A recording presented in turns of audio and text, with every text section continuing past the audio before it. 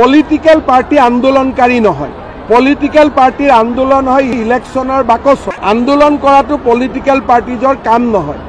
রাহুল গান্ধী মুর্দাবাদ, প্রিয়াঙ্কা গান্ধী মুর্দাবাদ, প্রিয়াঙ্কা গান্ধী মুর্দাবাদ।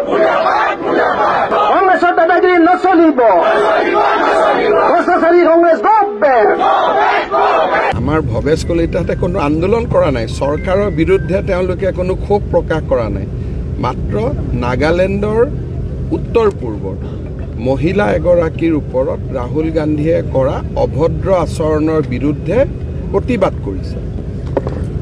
এইটোতো আন্দোলন নহ'ল যে দৰমহা বঢ়াব লাগে, তেনেকুৱা আন্দোলন নাই, বা অমুকক কিবা দিব লাগে, তেনেকুৱা এইটোতো আন্দোলন নহয়।